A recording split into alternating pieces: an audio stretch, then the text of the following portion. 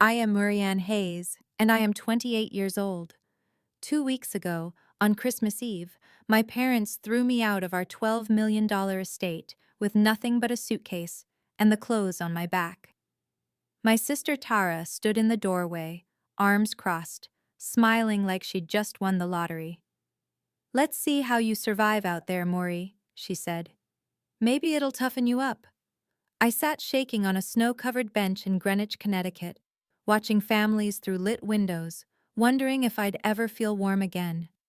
I'd lost my job, I'd lost my inheritance, $38 million, handed to my sister like I'd never existed. I thought I'd lost everything. Then I saw her. A barefoot woman stumbling through the snow, her lips turning purple. I gave her my winter boots, my grandmother's cashmere coat, everything I had left. An hour later, 19 black BMWs surrounded me.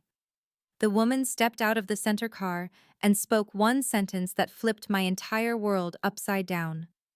"Before I tell you what happened next, please take a moment to like and subscribe, but only if you truly connect with this story. Drop a comment below and let me know where you're watching from and what time it is there. I'd love to know who's with me on this journey." Now, let me take you back to the night that changed everything. The Hayes estate sat behind wrought iron gates, like a fortress of old money and older expectations. Georgian architecture, marble driveway, a 15-foot Christmas tree in the foyer dripping with Swarovski crystals that cost more than most people's cars. My father, Richard Hayes, 62, built his reputation in commercial real estate before retiring into what he called legacy management, which mostly meant controlling every aspect of our lives from his leather chair in the study. My mother, Diana, 59, was a former model who'd traded runways for country club luncheons and annual galas at the Greenwich Yacht Club. She measured success in designer labels and dinner party invitations. Appearance was everything. Substance was optional. Then there was Tara, 25, Stanford MBA, investment analyst at Goldman Sachs, the golden child who could do no wrong. She had our father's sharp business mind and our mother's ruthless social instincts. Every achievement was celebrated with champagne and phone calls to distant relatives. Every promotion earned her another Hermes bag. And me? I was the older daughter who'd somehow failed to launch. I'd worked as a marketing coordinator at a mid-tier agency in Manhattan. Decent work, decent pay, nothing spectacular. When the company announced layoffs 3 weeks before Christmas, my name was on the list. I came home thinking my family would support me, help me regroup. I was wrong. The Hayes family had a trust fund established by my paternal grandparents, $38 million, meant to be divided between Tara and me when we turned 25 and 30 respectively. But the distribution was at my parents' discretion. And discretion, I was about to learn, was just another word for favoritism. "Maury, maybe if you'd tried harder, you wouldn't be unemployed right before Christmas," Tara said the night I told them, sipping her Whispering Angel rosé. I should have known then what was coming. I drove back to Greenwich in my 10-year-old Honda, a car my father openly mocked every time I visited. "When are you going to upgrade, Murianne? You're embarrassing the family." That night, December 23rd, I pulled through those gates hoping for comfort, maybe even understanding. Instead, I found my mother in the kitchen arranging imported Italian cookies on Wedgwood china, her face tight with disapproval. "Murianne." She didn't look up. "How will you contribute now?" Not, "Are you okay?" Not, "We'll figure this out together." Just cold calculation. "Mom, I have savings. I'll find something after the holidays. I just needed to." "Your father wants to see you in the study, now." The study. That meant serious. I climbed the curved staircase, my stomach nodding with each step. Through the doorway, I could see my father sitting behind his mahogany desk, a leather folder I'd never seen before laid out in front of him. Tara sat in one of the wingback chairs, perfectly composed in her Brunello Cucinelli sweater, looking like she already knew the punchline to a joke I hadn't heard yet. "Sit down, Murianne," my father said. I sat. He didn't offer pleasantries, didn't ask how I was handling the layoff. He just opened the folder and said, "We need to discuss the family trust." My heart sank. The trust was supposed to be untouchable, a safety net, the one thing I knew I could count on when I turned 30 in 2 years. "We've made a decision," he continued, his voice flat and businesslike. "Given recent circumstances, your mother and I believe it's in the family's best interest to consolidate the funds." Tara's smile widened just a fraction. My father pulled out a document, turned it toward me. That's when I saw it. Effective immediately, the full 38 million will be transferred to Tara. The words hit me like a physical blow. I stared at the paper, at the legal letterhead, at the signatures already in place. This wasn't a discussion. It was a notification. "What?" My voice came out smaller than I intended. "Dad, that's not fair. Grandma and Grandpa set that fund up for both of us. And we have the discretion to allocate it as we see fit," my mother said from the doorway, her arms crossed. She must have followed me up. "Murianne, you have to understand. Tara has proven herself. She has direction, ambition, a career trajectory." "I have a career." "Had," Tara corrected, her voice sickeningly sweet. Past tense. My father leaned back in his chair, steepling his fingers. "Murianne, you're 28 years old, and you've achieved, what exactly? A mid-level position you couldn't even hold on to? They laid off 40 people. Tara wouldn't have been on that list." He said it with such certainty, such casual cruelty. "The strong survive, the weak get cut. That's how the world works." I felt something crack inside my chest. "So you're punishing me for getting laid off?" "We're rewarding competence," my mother said. "Tara has never given us a reason to doubt her. You, on the other hand." She trailed off, letting the implication hang in the air. Tara stood, smoothing her skirt. "Don't take it personally, Maury. This is just business. Maybe you'll find your footing eventually. Until then." She shrugged, a gesture so dismissive it felt like a slap. "I don't accept this," I said, my voice shaking. "This isn't right." My father closed the folder with a decisive snap. Then he said the words that broke something inside me. "Pack your things. You have 1 hour." I stared at him. "What?" "You heard me. If you're not going to contribute to this household, you can't live here. It's time you learn to stand on your own." "Richard, it's Christmas," I started.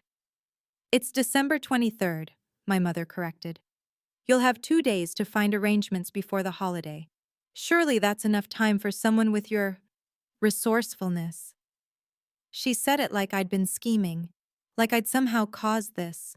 Tara didn't even try to hide her satisfaction. "Let's see how you survive out there, Maury. Maybe it'll toughen you up. God knows you need it." I looked at my father, waiting for him to say this was a lesson, a scare tactic, something that would end with, "We just want you to take life seriously." But his expression was stone. He'd already moved on, pulling out his phone to check emails. I was dismissed, erased. I climbed the stairs to my childhood bedroom, the room I'd barely lived in since college, but still thought of as mine.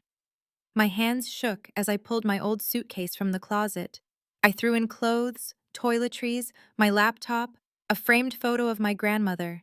Everything felt surreal, like I was watching someone else's life collapse. I put on my warmest clothes, jeans, boots, a sweater. And over it all, the coat my grandmother had given me for my 25th birthday, a Loro Piana cashmere in charcoal gray. She'd saved for months to buy it. Told me, "Kindness is the only currency that multiplies, Maury. Don't ever forget that." I wished she were still alive. She would have fought for me. I dragged my suitcase down the stairs. My parents didn't come out to say goodbye. Only Tara stood at the door, watching me leave with that same cool smile. The gates closed behind me with a metallic clang that sounded like finality. The temperature had dropped. Snow fell in thick, silent curtains, blanketing Greenwich Avenue in white. I walked without direction, my suitcase wheels catching on ice, my breath fogging in the frigid air. Every house I passed glowed with warmth, families gathered around fireplaces, children hanging stockings, laughter spilling through windows. I'd never felt so invisible, so expendable. I found a stone bench near the town center, partially sheltered by a bare oak tree, and sank onto it. My phone buzzed. For a wild second, I thought maybe my mother had changed her mind. Maybe she'd texted to say, "Come back, we didn't mean it." It was a promotional email from a department store. 40% off holiday gifts. I checked my messages. Nothing. No missed calls. No one wondering if I was okay. I opened my banking app. $12,000 in savings. Enough to rent a cheap apartment maybe, if I could find one during the holidays. Enough to survive for a few months if I was careful. But no safety net beyond that. No family to fall back on. No trust fund waiting at 30. I pulled my grandmother's coat tighter around me, remembering her voice. Kindness is the only currency that multiplies. At the time, I'd thought she was being poetic.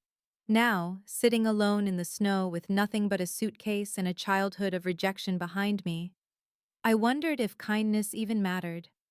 I'd been kind my whole life, accommodating, grateful. And where had it gotten me? I wiped my eyes before the tears could freeze on my cheeks. That's when I saw her. A figure stumbling through the snow, barefoot, her thin frame shaking violently. An older woman, maybe 70, in nothing but a threadbare cardigan and cotton pants. Her lips were turning purple. I forgot my own misery instantly. I ran toward her, my boots slipping on ice. Ma'am, are you okay?" She turned toward me, and I saw her face clearly for the first time. Pale, almost translucent skin, sharp blue eyes that seemed far too alert for someone on the verge of hypothermia, gray hair plastered to her forehead with melting snow. I... Her voice was a rasp. "I got lost. My shoes. I don't know where." She swayed, and I caught her arm. Her skin was ice cold. "Okay, it's okay. Let me help you." I looked around desperately for someone else, anyone else. But the street was empty. Everyone was inside, safe and warm with their families. I guided her to the bench, made her sit. She was shaking so hard I could hear her teeth chattering. "Where do you live? Do you have family nearby?" She shook her head weakly. "Can't remember." Hypothermia. She was already confused. If I didn't get her warm soon, she could die out here. I looked down at my boots, Aquatalia, waterproof, the most expensive pair I owned. I'd bought them with my first real paycheck 3 years ago. I didn't hesitate. I knelt in the snow and unlaced them. "Here, put these on." Her eyes widened. "No, you need them more." I slid them onto her bare feet. They were too big, but they'd keep her from losing her toes. She stared at me, something unreadable flickering across her face. "Why are you helping me?" I met her gaze. "Because no one should be alone in the cold on Christmas Eve." The wind picked up, cutting through my sweater. I was already starting to shiver. Then I did something my family would call foolish. I took off my coat. The Loro Piana cashmere slid off my shoulders, taking the last of my warmth with it. $3,200. My grandmother had worked extra shifts at the library for 6 months to afford it. She'd presented it to me with tears in her eyes, saying it was an investment, something that would last me a lifetime. I draped it over the woman's shoulders. "Here, you need this more than I do." She pulled it around herself, and for the first time, the shaking began to slow, but her eyes filled with tears. This is very expensive. Are you sure?" I tried to smile. Material things don't keep you warm when you're alone anyway. It was a lie. I was already freezing. But something about this moment felt important in a way I couldn't explain, like the universe was testing me, like my grandmother was watching. The woman's hand reached out, papery thin fingers gripping mine with surprising strength. "What's your name?" "Murianne Hayes." She held my gaze for a long moment, and I saw something shift in those blue eyes. Recognition maybe, or decision, or Thank you, Murianne, she said softly. You've given me more than you know. Before I could ask what she meant, she stood, steadier now, wrapped in my coat, wearing my boots. She looked at me one more time, and I could have sworn I saw her mouth the words, "I found you." But that didn't make sense.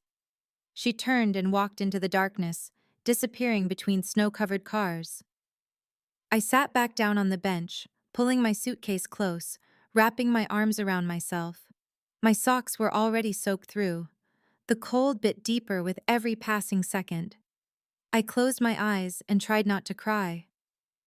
An hour later, the street was suddenly flooded with headlights. 19 black BMW 7 Series sedans rolled down Greenwich Avenue in perfect formation, their headlights cutting through the falling snow like searchlights. They surrounded the small park, boxing me in from every angle. My heart hammered in my chest. Car doors opened in unison. Men and women in dark suits stepped out, at least a dozen of them, maybe more, all moving with military precision. I stood up, gripping my suitcase handle. What's going on? A man in his mid-40s approached, his charcoal suit perfectly tailored, his expression calm but authoritative. Ms. Hayes, my name is Marcus Brennan. Please don't be alarmed. How do you know my name? My voice came out higher than I intended. Did I do something wrong? He smiled, a small professional smile that somehow made him seem less threatening. On the contrary, you did something extraordinarily right. I don't understand. Ms. Calloway would like to speak with you. Who? He gestured toward the center vehicle, the largest of the fleet. The back door opened, and a figure stepped out. It was her, the barefoot woman. Except now, she was wearing elegant leather boots, not mine, different ones, a long wool coat over my grandmother's cashmere. And when she stood to her full height, I realized she wasn't frail at all. She was commanding, regal even. She walked toward me with purpose, and I saw her clearly for the first time. The sharp intelligence in her eyes, the way everyone around us seemed to defer to her without a word being spoken. Murianne, she said, her voice strong and clear. I owe you an explanation. I couldn't speak, couldn't move. She smiled gently. My name is Eleanor Calloway, and I've been looking for you for a very long time. Eleanor Calloway. The name hit me like a freight train. I'd heard it before. Everyone had. She was a legend in philanthropic circles. The widow of tech billionaire David Calloway, who died 15 years ago and left her a fortune estimated at over $2 billion. She'd turned that fortune into the Calloway Foundation, the largest private charity for homeless services in the United States. And she was standing in front of me, wearing my grandmother's coat. I don't understand, I whispered. Eleanor gestured to the bench. May I sit? I nodded, too stunned to do anything else. She settled beside me, folding her hands in her lap. For the past 2 years, Murianne, I've been searching for my successor, not through resumes or board recommendations or Ivy League networks. Those tell me nothing about a person's character, so I've been doing something different. She paused, letting the words sink in. I've been walking the streets, dressed as someone in need, testing people, seeing who would help a stranger when there was nothing to gain. No cameras, no recognition, just human decency. My mouth went dry. In 2 years, I've approached over 200 people. Most walked past without a glance. Some gave me spare change, small amounts they could afford to lose. 3 people offered real help. One called a shelter for me. One bought me a coffee. One gave me a $20 bill. She turned to face me fully. You're the only person who gave me something that cost you, something precious, something irreplaceable. I thought about the coat, my grandmother's voice. Kindness is the only currency that multiplies. You gave me your shoes, Murianne, your coat, your warmth. And when I asked why, you said, because no one should be alone in the cold on Christmas Eve. Her eyes glistened. You gave me dignity. I couldn't speak. My throat was too tight. I'd like to offer you the position of CEO of the Callaway Foundation, Eleanor said quietly, effective immediately. Before I tell you what I did next, I want to hear from you. Have you ever been underestimated by the people who were supposed to support you? Drop yes or no in the comments below, and if you're comfortable, share a bit of your story. Also, if you're enjoying this so far, don't forget to hit that subscribe button. Your support means everything. Now, let's get back to that freezing night. I stared at Eleanor Callaway, certain I'd misheard. I, I'm sorry, what? CEO of the Callaway Foundation, a $2.4 billion organization dedicated to ending homelessness in America. She said it like she was offering me a cup of tea, not my entire future. Why me? The question burst out before I could stop it. I have no experience running a foundation. I just lost my job. I'm sitting on a park bench in the snow with everything I own in a suitcase. Exactly, Eleanor said. You understand what it means to lose everything. And despite that, or perhaps because of it, your first instinct wasn't to protect yourself. It was to protect someone else. Marcus Brennan stepped forward, holding a slim leather portfolio. Ms. Hayes, Mrs. Callaway doesn't make decisions lightly. Her entire team has been documenting your interaction tonight. Everything was recorded for verification purposes. You were watching me? We watch everyone, Eleanor said gently. It's the only way to see who people really are. Experience can be taught, Murianne. Integrity cannot. I took a shaky breath, trying to process what was happening. 3 hours ago, my family had thrown me away like trash. Now this woman, this legendary philanthropist, was offering me the most important job of my life. If I accept, I said slowly, I have one condition. Eleanor raised an eyebrow. Go on. I want to build a second home shelter, specifically for people kicked out by their families during holidays. People who have nowhere to go when the people who should love them decide they're not worth keeping. Eleanor's face softened. She reached out and squeezed my hand. Then we start tomorrow. Marcus opened the portfolio and pulled out a thick document. Even in the dim streetlight, I could see the official letterhead, Callaway Foundation Inc. This is a CEO employment contract, he explained, his voice calm and professional. It's been reviewed by our general counsel and notarized by a New York State certified notary public. 7 members of our board of directors have already signed, authorizing your appointment pending your acceptance. He flipped through his pages, pointing out sections. Starting salary, $240,000 per year. Performance bonuses tied to measurable outcomes, shelter placements, job training completions, sustainable housing transitions. You'll have discretionary authority over the initial $50 million allocation for new programs, including your second home initiative. $50 million. I'd just lost $38 million I'd never even touched, and now this stranger was handing me more than that to help people. You'll report directly to the board, Marcus continued.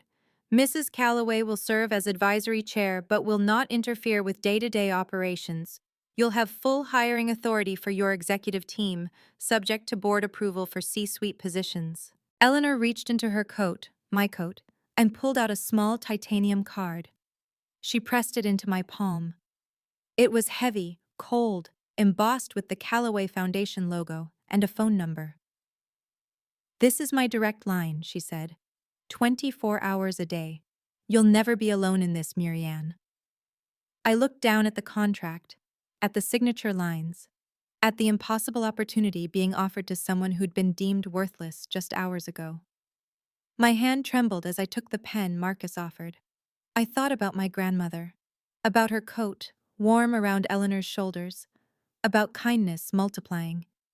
I signed my name. The next 2 weeks blurred together in a whirlwind of meetings, briefings, and crash courses in nonprofit management. Eleanor had arranged for me to stay in a foundation-owned apartment on the Upper East Side, 2 bedrooms tastefully furnished with a view of Central Park. It felt like waking up in someone else's life. Every morning at 7, Marcus arrived with coffee and a schedule. I met with Allison Park, the foundation's CFO, a no-nonsense woman in her 50s who walked me through balance sheets, grant allocations, donor relations, and the intricate financial architecture that kept a $2.4 billion operation running smoothly. You don't need to know everything on day one, Allison said, sliding another spreadsheet across the conference table. But you need to understand the basics. Every dollar we spend has to be defensible, transparent. Our donors aren't just writing checks, they're investing in outcomes. I met the board of directors. Greg Whitmore, the 78-year-old chairman, initially greeted me with polite skepticism, but Eleanor had shown him the security footage from that night. 3 camera angles capturing me kneeling in the snow to put boots on a stranger's feet, wrapping my coat around her shoulders. After watching it twice, Greg stood and shook my hand. "Welcome aboard, Ms. Hayes. Let's do some good." Dr. Vivian Ross, a psychologist specializing in trauma and displacement, became an unexpected mentor. She helped me develop the framework for Second Home, not just beds and meals, but counseling services, job training, legal aid for family mediation when appropriate. Some families reconcile, Vivian said gently. Some don't. Your job is to make sure people have options either way. I worked 16-hour days, fell into bed exhausted, woke up terrified I wasn't good enough, but no one from my family called. No one checked if I was alive. And that somehow made it easier to move forward. 10 days before the annual Callaway Foundation Gala, Marcus knocked on my office door. My office. A concept I still hadn't fully absorbed, and stepped inside with an iPad. "Murianne, there's something you should know." I looked up from the Second Home budget proposal I'd been reviewing. "What is it?" "The Hayes family is on the gala guest list. They've been VIP donors for the past 3 years, $50,000 annually." The pen slipped from my fingers. Marcus set the iPad on my desk, showing me the donor database. There they were. Richard and Diana Hayes, Greenwich, Connecticut. Donation history dating back to when Eleanor's late husband was still alive. They'd attended every gala, posed for photos, networked with Manhattan's elite. They'd been funding the organization I now ran, and they had no idea. "Eleanor knows," Marcus said quietly. "She wanted you to decide. We can revoke their invitation if you'd prefer. It's your event now." I stared at their names on the screen. Part of me wanted them gone, wanted to never see their faces again. But another part, the part that had been growing stronger over the past 2 weeks, knew exactly what needed to happen. "No," I said. "Let them come." Marcus studied me. "Are you sure?" "They should see this." I met his eyes. "They should see what they threw away." He nodded slowly. "Eleanor thought you might say that. She asked me to tell you something. You're not doing this for them. You're doing this for every person who's been told they're not enough." I felt my throat tighten. "Tell her thank you. Tell her yourself. She'll be calling tonight." When he left, I sat alone in my office, looking out at the Manhattan skyline. In 12 days, everything would change again. The Plaza Hotel's grand ballroom looked like something out of a fairy tale. Crystal chandeliers the size of cars hung from gilded ceilings 30 feet high. Round tables draped in champagne-colored silk seated 600 guests, CEOs, philanthropists, politicians, celebrities. Waiters in white gloves circulated with trays of Cristal champagne and caviar blinis. A 12-piece orchestra played soft jazz from a raised platform. I stood in the private entrance with Eleanor, wearing a midnight blue Ralph Lauren gown she'd insisted on buying for me. "You're representing the foundation now," she'd said. "And yourself. Look the part." Simple diamond studs, borrowed from Vivian. Hair pulled back in a classic chignon, minimal makeup. I wanted them to see me, not a costume. "Ready?" Eleanor asked, linking her arm through mine. I nodded, even though my heart was trying to punch through my ribcage. We stepped into the ballroom, and a wave of heads turned. Whispers rippled through the crowd. Most of these people had no idea who the new CEO was. Eleanor had insisted on keeping it quiet until tonight's official announcement. The mystery had been driving the social circuit crazy for weeks. I scanned the room, looking for the one table I both dreaded and needed to see. There. VIP section, third row. My father in a Tom Ford tuxedo. My mother in an Oscar de la Renta gown that probably cost $15,000. And Tara, stunning in emerald green, laughing at something a silver-haired man was saying. They hadn't seen me yet. They look comfortable, Eleanor murmured. They always do. Not for long. She squeezed my arm gently. Remember, Murianne, you've already won. This is just the curtain call. Greg Whitmore stepped up to the microphone on stage. The lights began to dim. I excused myself from Eleanor to get champagne from the bar, needing a moment to steady my nerves before the announcement. I was 3 steps away when I heard her voice. Oh my God, Muri? I turned.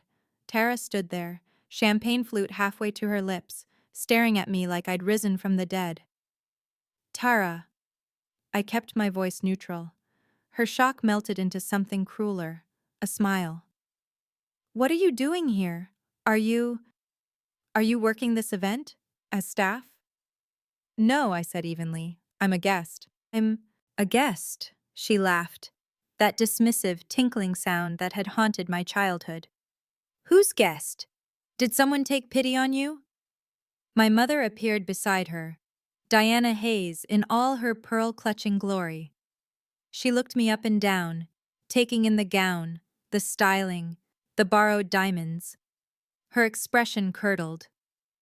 Murianne, I didn't expect to see you here. She made it sound like I'd crashed a private party. I hope you're managing, somehow. I'm managing just fine, Mom. My father materialized from the crowd, his face hardening the moment he spotted me. Murianne, interesting that you'd show up here. It's a charity gala, Dad. I'm supporting a good cause. With what money? Tara's voice dripped with false concern. Last I checked, you were unemployed and homeless. I met her eyes, held her gaze.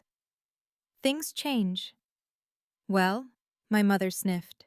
Good for you, darling. I'm glad you found somewhere to be tonight. Do enjoy the free food. Tara leaned in, her voice low enough that only I could hear. You don't belong here, Muri. You never did. I could have responded, could have said 1,000 things, but I didn't need to, because at that moment, the lights dimmed further. The murmur of 600 voices quieted. Greg Whitmore's voice boomed through the sound system. Ladies and gentlemen, thank you for joining us at the Callaway Foundation's 15th annual gala. I turned away from my family and walked back toward the stage. Let them watch. Greg Whitmore stood at the podium, distinguished in his tuxedo, his white hair gleaming under the spotlights. The room settled into expectant silence. Ladies and gentlemen, welcome. For those who don't know me, I'm Greg Whitmore, chairman of the Callaway Foundation Board of Directors. We are honored by your presence tonight.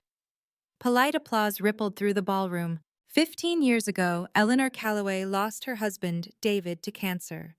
In her grief, she made a choice to transform tragedy into purpose. The Callaway Foundation was born from that choice. Since then, we've provided housing assistance to over 1.2 million people. We've funded job training programs, mental health services, legal aid, and family reunification efforts. We've invested $2.4 billion into ending homelessness in America. More applause, louder this time. I glanced toward my family's table.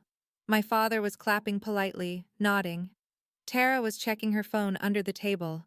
They had no idea what was coming. Tonight, Greg continued, we have a very special announcement. After 2 years of searching, Eleanor Callaway has chosen her successor as CEO of this foundation. The room buzzed with anticipation. I saw heads turning, whispers exchanged. Everyone wanted to know who'd been chosen to lead one of the largest charitable organizations in the country. This person, Greg said, his voice growing stronger, embodies the values Eleanor built this foundation on: compassion, humility, selflessness, the willingness to sacrifice for others, even when it costs everything. I felt Eleanor's hand on my shoulder, gentle but firm. This person proved their character not in a boardroom, but on a snowy street, helping a stranger with no expectation of reward. My heart pounded so hard I could barely hear my own thoughts. Please welcome to the stage our new CEO. Eleanor Calloway walked to the microphone with the grace of someone who'd commanded rooms for decades. She looked out at the 600 faces, smiled, and said 5 words that changed my life forever. Ladies and gentlemen, Murianne Hayes. The spotlight swung toward me.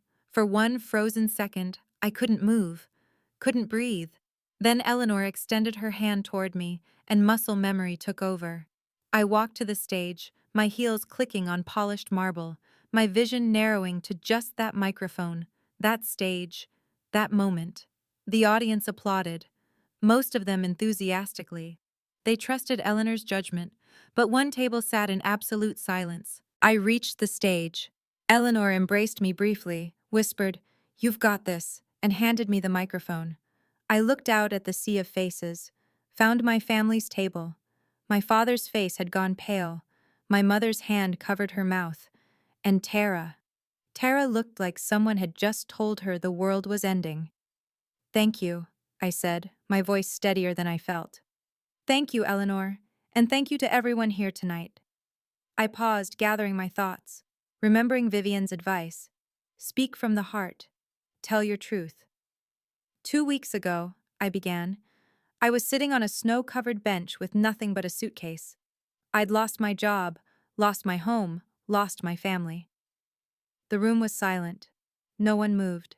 I thought I'd lost everything, I continued, until I saw a woman stumbling through the snow, barefoot, freezing, and I realized I still had something to give, so I gave her my boots, my coat, everything I had left. I looked directly at my father, at my mother, at Tara. Tonight, I stand here as CEO of the Calloway Foundation because someone saw my heart when I had nothing else to offer. Eleanor taught me that worth isn't measured in resumes or bank accounts or family legacy. My voice grew stronger. It's measured in what you do when no one's watching. Eleanor stepped back to the microphone, gently taking it from my hand. Let me tell you how I met Murianne. The room leaned forward, captivated. For 2 years, I walked the streets of New York, Connecticut, and New Jersey. I dressed as someone in need, barefoot in winter, hungry, lost. I wanted to see who would help, not for cameras, not for recognition, but because it was the right thing to do. I heard gasps from several tables. Someone whispered, "She did what?" I approached over 200 people, Eleanor continued, wealthy people, poor people, young and old. Most walked past without a glance. Some gave me spare change, amounts they could afford to lose. 3 people offered meaningful help. One called a shelter. One bought me coffee. One gave me a $20 bill. She turned to look at me, her eyes bright. On December 23rd, I met Murianne Hayes. She'd just been kicked out of her family home on Christmas Eve. She'd lost her job. Her inheritance, $38 million, had been given to her sister. She was sitting on a bench with everything she owned in a single suitcase. I saw my father's jaw clench. My mother's face flushed red. Tara had gone completely still. When Murianne saw me barefoot in the snow, she didn't hesitate. She took off her boots, $300 Aquatalia boots, and put them on my feet. Then she gave me her coat, a $3,200 cashmere heirloom from her late grandmother. Eleanor's voice cracked slightly. She didn't know who I was. She didn't ask for anything in return. She simply said, no one should be alone in the cold on Christmas Eve. The room was utterly silent. Several people were wiping their eyes. That, Eleanor said firmly, is leadership. That is character. That is exactly who I want running this foundation. Marcus appeared on the screen behind us. Security footage began to play, 3 angles showing me kneeling in the snow, removing my boots, draping my coat over Eleanor's shoulders. The applause was thunderous. I need to pause here for a second because I want to know, what would you have done in my position? Would you have confronted your family publicly or handled it privately? Drop public or private in the comments. Also, if this story is resonating with you, please like and share it with someone who needs to hear it.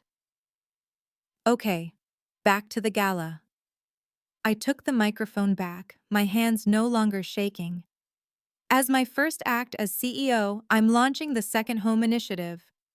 The screen behind me changed, displaying architectural renderings, budget projections, partnership agreements.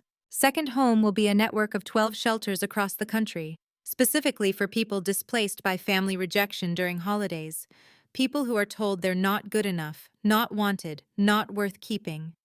My voice didn't waver. These shelters will provide more than beds, will offer trauma counseling, job placement services, legal mediation for those who want to pursue family reconciliation, and long-term housing assistance. Because no one should spend Christmas on a frozen bench wondering if they matter. The audience erupted in applause. People stood. I saw tears on faces throughout the room. A man at a front table raised his hand. Ms. Hayes, Jonathan Martinez, Martinez Family Foundation, I'd like to pledge $500,000 to Second Home. The applause grew louder. A woman in the back stood. Catherine Osworth, Osworth Trust, 300,000. Another voice. The Brennan Group, 200,000. Within 5 minutes, pledges totaling $1.2 million filled the room. Marcus was frantically taking notes, verifying commitments with his team. I looked at my family's table. My father sat frozen, his expression unreadable. My mother was crying, not tears of pride, but something that looked like horror.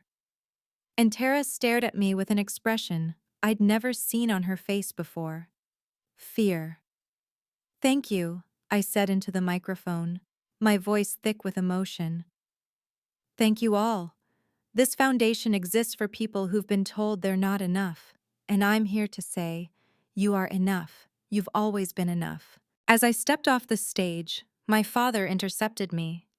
My father blocked my path, his face a mask of forced composure. Behind him, my mother and Tara stood like sentries. Murianne. His voice was low, controlled. We need to talk. This is unexpected. I'm sure it is, Dad. People were watching us now. Not obviously, but I could feel eyes tracking our conversation. My father felt it too. He forced a smile, trying to maintain the appearance of a proud parent. Look, I know we made some harsh decisions. Harsh? I kept my voice level, professional. You threw me out of the house on Christmas Eve. You took away my inheritance and gave it all to Tara. You told me I was worthless. We never said worthless. You said I'd achieved nothing, that I was dead weight, that the strong survive and the weak get cut. I recited his words back to him with perfect clarity. Those were your exact words, Dad. His jaw tightened. You have to understand. We thought we were doing what was best for the family. We thought tough love would motivate you. Best for the family? I glanced at Tara. Or best for your favorite daughter? My mother stepped forward, her voice desperate. Darling, we're still your parents. Surely we can work this out. You're clearly doing well now. Maybe there's a position for Tara at the foundation. She has excellent financial credentials. No. The word hung in the air like a gunshot. Mom, I'm not here to give Tara a job. I'm not here to make you look good in front of your friends. I'm here because Eleanor Calloway saw something in me that you never did. Tara finally spoke, her voice trembling. Muri, I didn't mean what I said that night. You meant every word, Tara. And that's okay. Because now I know exactly where I stand. My father's face darkened. He leaned in, his voice dropping to a harsh whisper. You're going to regret this, Murianne.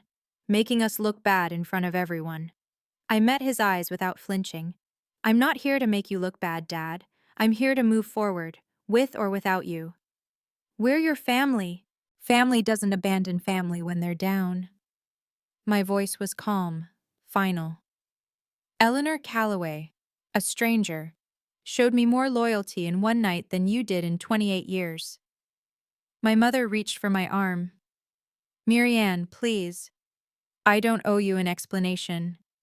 I gently pulled away from her touch. Or forgiveness. Not yet. Maybe not ever. That's something you'll have to accept. I turned to Tara. She was crying now, mascara starting to run.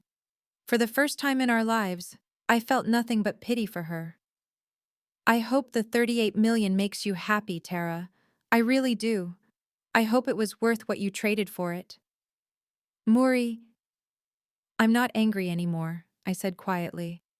But I'm also not the same person you threw away. I've moved on. I suggest you do the same. My father's face was red now, his composure cracking. This is how you treat the people who raised you, who gave you everything. You gave me conditional love. Eleanor gave me unconditional respect. I straightened my shoulders. There's a difference. I walked past them, back toward Eleanor and the board members who were waiting for me near the stage. I didn't look back. Didn't need to. Behind me I heard my mother sob, heard Tara say something I couldn't make out, heard my father's angry footsteps as he stalked toward the exit. Let them leave, let them process, let them sit with what they'd done. Eleanor took my hand when I reached her. Well done!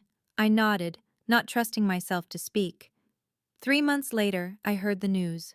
Marcus knocked on my office door in early April, his expression carefully neutral.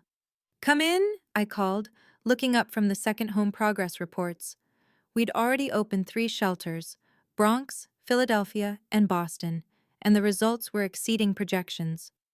He closed the door behind him. Murianne, there's something you should know about your family. My stomach tightened. What happened? Your father made some unfortunate investment decisions. He put the entire $38 million trust fund into a cryptocurrency venture. High risk, high reward.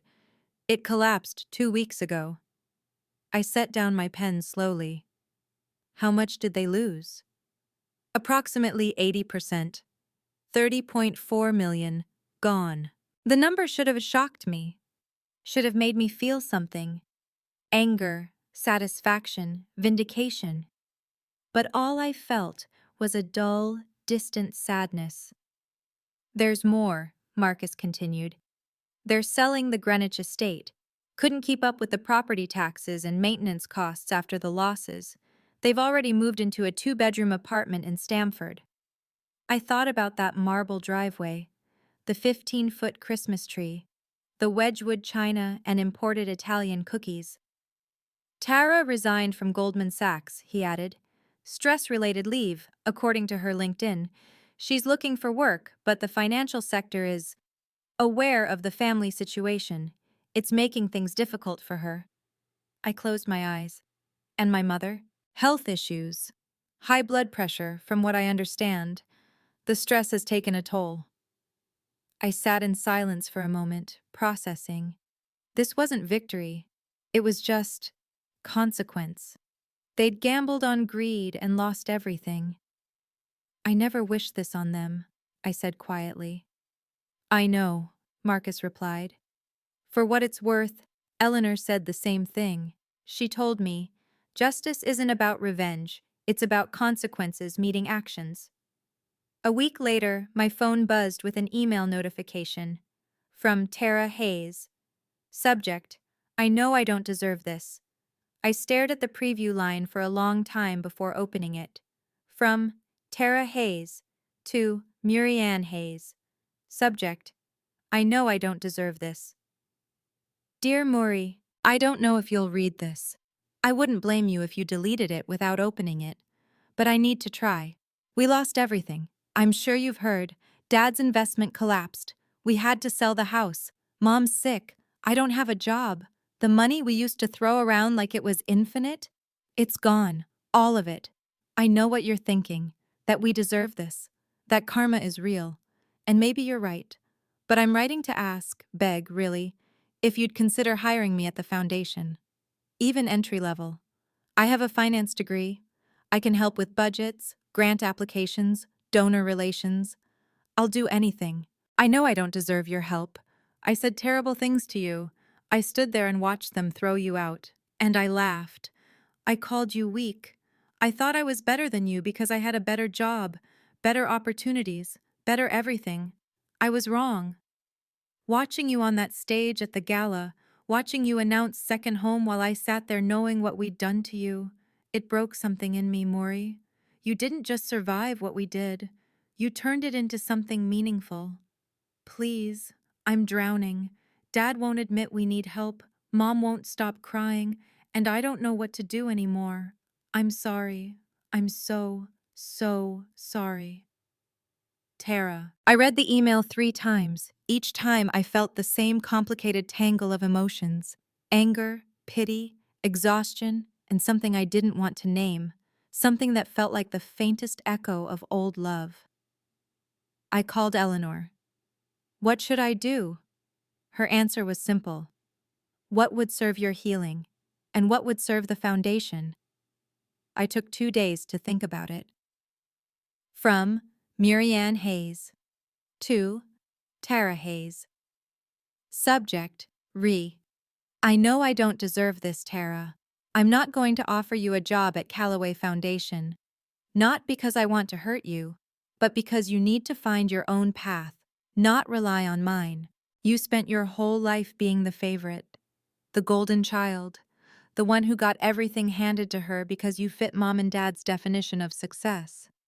Now you're learning what it's like to stand on your own, without a safety net, without unconditional support. That lesson is important. Don't shortcut it by asking me to rescue you. However, I've arranged for you to interview at 3 partner organizations that work closely with the foundation. They're legitimate opportunities in financial management and nonprofit operations. They align with your background. What you do with them is entirely up to you. If you're serious about changing, prove it there. As for Dad and Mom, I've set up a one-time emergency grant through the Foundation's Family Crisis Fund. $50,000 to cover immediate debts and Mom's medical expenses. It's a gift, not a loan. You won't owe me anything. But it comes with one non-negotiable condition: family therapy. All 3 of you. Weekly sessions for at least 6 months with a licensed therapist who specializes in family systems and reconciliation. I've already arranged a referral through Dr. Vivian Ross at the Foundation. I'm not doing this to win you back. I'm not doing this because I've forgiven what you did. I'm doing this because I believe people can grow, if they choose to. But rebuilding trust takes years, Tara. And I can't promise we'll ever get there. You hurt me, deeply, and you did it without hesitation. That doesn't go away because you're sorry now. It goes away when you prove, over time, that you've actually changed. I wish you well. I mean that. Tara's reply came within an hour. From Tara Hayes. To Murianne Hayes. Subject: Re. I know I don't deserve this, Maury. Thank you. I don't deserve this. I know I don't. But I'll take the interviews. I'll convince Mom and Dad to do the therapy, even though Dad's going to fight it. And I'll do the work. Real work, not just lip service. You're right. I've spent my whole life being handed things, being told I was special because I checked the right boxes. I never had to struggle, never had to question whether I was good enough. And when you lost your job, instead of supporting you, I used it as proof that I was better. I'm ashamed, not because we lost the money, though that hurts, but because I finally understand what I did to you, what we all did. Watching you at the gala, I kept thinking, that should have been us, celebrating you, proud of you, lifting you up instead of tearing you down. But we were too busy protecting our own egos to see who you really were. I can't undo what I said. I can't give you back the years you spent trying to win approval from people who didn't deserve you. But I want you to know, I see it now. I see you now. I'll send you updates on the therapy if you want them. Or I won't. Whatever you need. I'm sorry, Maury. I'll spend the rest of my life proving that if I have to. Tara. I read the email twice. then closed my laptop and stared out my office window at the Manhattan skyline. The city stretched out below me, endless and indifferent. I felt lighter. Not healed. Healing would take time. But lighter. Like I'd set down something I'd been carrying for too long. Eleanor was right. Compassion didn't mean letting people walk over you again. 6 months later, the first second home shelter held its grand opening. The Bronx Second Home stood on a quiet street corner, a renovated brick building that had once been a warehouse, now transformed into a 50-bed shelter with private counseling rooms, a computer lab for job applications, and a community kitchen that smelled like fresh bread. I stood at the entrance with Eleanor, Marcus, Vivian, and about 100 community members, donors, and press. A red ribbon stretched across the doorway. Someone handed me oversized scissors. "This is your moment," Eleanor whispered. I cut the ribbon. The crowd applauded. Cameras flashed. Inside, the space was warm, bright, dignified. We'd worked with interior designers who specialized in trauma-informed spaces, soft colors, natural light, private nooks where people could feel safe. No institutional gray, no cold fluorescence. This was a home. A woman approached me as I toured the facility. She was maybe 35, wearing jeans and a donated coat, her eyes red but hopeful. "Ms. Hayes, my name is Maria Gutierrez. Please call me Murianne. I wanted to thank you." Her voice cracked. "My parents kicked me out when I came out to them 2 years ago. I've been couch surfing, staying in my car, sleeping at the subway station. When I heard about Second Home, I applied immediately. They accepted me yesterday." Tears rolled down her cheeks. "You saved my life. This place, it's not just a bed. It's proof that I matter, that someone sees me." I pulled her into a hug. She sobbed against my shoulder.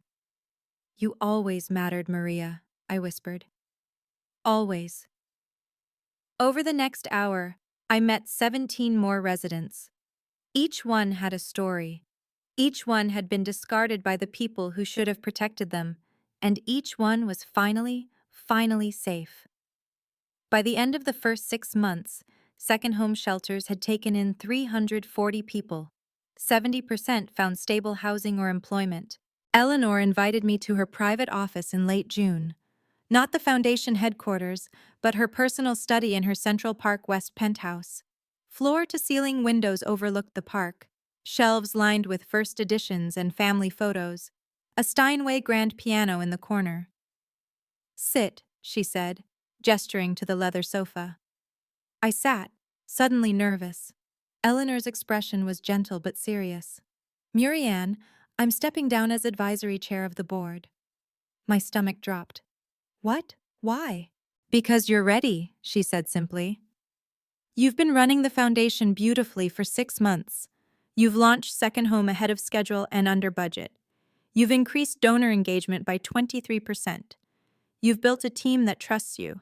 And most importantly, you're leading with exactly the kind of integrity this foundation needs." "Eleanor, I still have so much to learn."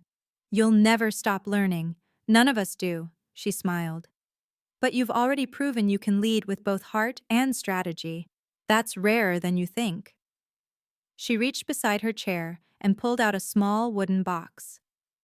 Inside, carefully folded, was my grandmother's Loro Piana coat. It had been professionally cleaned and preserved, the cashmere still soft and perfect. "This belongs to you," Eleanor said softly. "Your grandmother would be so proud of who you've become." I took the coat with shaking hands, pressed it to my face, and finally let myself cry. Not from sadness, from relief, from gratitude, from the overwhelming feeling of being seen. Eleanor held me while I wept. "You didn't just find a job, Murianne," she said. "You found your calling." That night, I sat alone in my office wearing my grandmother's coat, looking out at the city. And I thought about the girl on the bench. The city glittered below me like scattered diamonds. From this office, my office, I could see the Empire State Building, the Chrysler Building, the bridges spanning the East River. 6 months ago, I'd sat on a frozen bench, wondering if anyone would miss me if I disappeared. Now I ran a $2.4 billion foundation. I had a team of 43 people who looked to me for guidance. I'd opened 3 shelters with 9 more in development. I'd helped 340 people find their way back to stability. And I'd done it all without my family's approval. I used to think power came from money or legacy, from being born into the right family with the right connections. I thought success meant impressing people who'd already decided you weren't good enough. I was wrong. Real power comes from knowing who you are when everything is stripped away, when you have nothing left but your character and your choices. That night on the bench, I had nothing. No home, no money, no family, just a coat and a pair of boots. And I gave them away. My grandmother used to say kindness is the only currency that multiplies. I finally understood what she meant. Not that kindness would be rewarded, though sometimes it is, but that kindness creates more of itself. When you give dignity to someone who has none, they remember. They pass it forward. The act multiplies across lives you'll never meet. I didn't help Eleanor that night expecting a job. I helped her because it was the right thing to do. And somehow, in that moment of pure selflessness, I became exactly who I was meant to be. The girl on the bench is gone. But the woman she became? She's just getting started. Marcus delivered updates about my family every few weeks, even though I never asked. I think he understood I needed to know they were okay, even if I wasn't ready to see them. Tara took one of the interview positions, a financial analyst role at a small nonprofit focused on educational equity. The salary was $68,000 a year, a fraction of what she'd made at Goldman Sachs. But according to her supervisor, who happened to know Vivian, she was thriving, learning humility, actually listening to people. My parents had been attending family therapy for 4 months. Their therapist reported slow but genuine progress.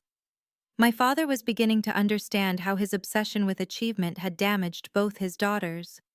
My mother was confronting her complicity in the family's toxic dynamics. In May, I received an email from my mother, short, careful. Muri, we're working on ourselves. Thank you for the chance. Mom. I didn't respond immediately. I sat with it for 3 days. Then I wrote back. Mom, I'm glad you're trying. Take your time. I'm not ready to see you yet. But I hope the therapy helps. M. It wasn't forgiveness. It wasn't reconciliation. But it was acknowledgement. A door left open, not slammed shut. Healing isn't linear. Sometimes distance is the healthiest gift you can give. For them, and for yourself. I don't know if we'll ever be a family again. Maybe we will, maybe we won't. But I'm okay with that now. If there's one thing I learned from all of this, it's this. Your worth is not determined by who rejects you. Not by your parents, your siblings, your employers, or anyone else who decides you don't meet their standards. Worth is inherent. It exists whether or not someone else recognizes it. Kindness, real, selfless kindness, has a way of coming back. Not always in the way you expect, not always immediately, but it comes back. Eleanor found me because I chose compassion over self-preservation. That wasn't magic, that was life-rewarding integrity. And boundaries aren't cruel, they're necessary. You can wish someone well and still keep your distance. You can hope they grow without putting yourself in harm's way while they do it. You can forgive without forgetting. You can move forward without reconciling. The people who underestimate you will either learn or they won't. Either way, you keep walking, you keep building, you keep showing up as the person you want to be, not the person they said you were. I gave away a coat and a pair of boots. I received a purpose. That's not a fairy tale. That's what happens when you refuse to let cruelty make you cruel. Thank you so much for staying with me until the end. If this story moved you, please hit that like button and subscribe for more real-life journeys like this.